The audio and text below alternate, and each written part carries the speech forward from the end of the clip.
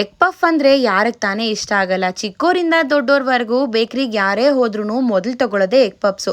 ಮನೇಲೇ ಸಿಂಪಲಾಗಿ ಮಾಡ್ಕೋಬೋದು. 1 ಕಪ್ ಮೈದಾ ಹಿಟ್ಟು, ಬೇಡ ಅಂದರೆ ಗೋಧಿ ಕೂಡ ತೊಗೋಬೋದು. ಸಕ್ಕರೆ, ಉಪ್ಪು, ಒಂಚೂರು ಎಣ್ಣೆನ ಹಾಕಿ ಸ್ವಲ್ಪನೇ ನೀರನ್ನ ಹಾಕ್ಕೊಂಡು ಚಪಾತಿ ಹಿಟ್ಟಿನದಕ್ಕೆ ಕಲಸಿ ಎಣ್ಣೆನ ಹಾಕಿ ನಾದ್ಕೊಂಡು ರೆಸ್ಟಿಗೆ ಬಿಡಬೇಕು.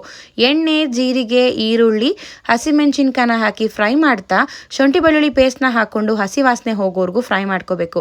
ಧನಿಯಾ ಪುಡಿ, ಖಾರದ ಪುಡಿ, ಅರಿಶಿನ ಪುಡಿ, ಉಪ್ಪು, ಗರಂ ಮಸಾಲಾನ ಹಾಕಿ 2 ರಿಂದ 3 ನಿಮಿಷ ಫ್ರೈ ಮಾಡಿಕೊಂಡು ಕೊತ್ತಂಬರಿ ಸೊಪ್ಪನ್ನ ಹಾಕ್ಕೊಂಡ್ರೆ ಸ್ಟಫಿಂಗ್ ರೆಡಿ. ಸ್ಲರಿನ ಮಾಡ್ಕೊಳ್ಳೋಕ್ಕೆ ಎಣ್ಣೆ, 1-2 ಸ್ಪೂನ್ ಕಾರ್ನ್ಫ್ಲೋರ್ನ ಹಾಕಿ ಮಿಕ್ಸ್ ಮಾಡಿ ಇಟ್ಕೋಬೇಕು. ಇದನ್ನ ಹಾಕೋದ್ರಿಂದ ಲೇಯರ್ಸ್ ಚೆನ್ನಾಗಿ ಬರುತ್ತೆ. ಹಿಟ್ಟು ಚೆನ್ನಾಗಿ ನೆಂದಿರುತ್ತೆ. ಇದನ್ನ ತೆಳುವಾಗಿ ಈ ರೀತಿಯಾಗಿ ಲಟ್ಸ್ಕೊಂಡು ಸ್ಲರಿನ ಹಾಕಿ ಚಪಾತಿಗಳನ್ನ ಒಂದು 5 ರಿಂದ 6 ಮಾಡಿಕೊಂಡು ಈ ರೀತಿ ಒಂದ್ರ ಮೇಲೆ ಒಂದು ಹಾಕಿ ಲಟ್ಸಿ ಕಾರ್ನರ್ಸ್ನ ಕಟ್ ಮಾಡಿ ಈ ರೀತಿ ಸ್ಕ್ವೇರಾಗಿ ಕಟ್ ಮಾಡಿ ಸ್ಟಫಿಂಗು ಮೊಟ್ಟೆನ ಇಟ್ಕೊಂಡು ಈ ರೀತಿ ಕ್ಲೋಸ್ ಮಾಡ್ಕೋಬೇಕು. ನಾನಿಲ್ಲಿ ಮಿಸ್ಟರ್ ಗೋಲ್ಡ್ ಅವರ ರಿಫೈನ್ಡ್ ರೈಸ್ ಬ್ರಾನ್ ಆಯಿಲ್ನ ಯೂಸ್ ಮಾಡ್ತಾ ಇದ್ದೀನಿ. ಒರಿಜಿನಲ್ ಇರೋದ್ರಿಂದ ಹಾರ್ಟ್ ಹೆಲ್ತ್ಗೆ, ಕೊಲೆಸ್ಟ್ರಾಲ್ ಕಮ್ಮಿ ಮಾಡೋದಕ್ಕೆ ಕೂಡ ಹೆಲ್ಪ್ ಮಾಡುತ್ತೆ.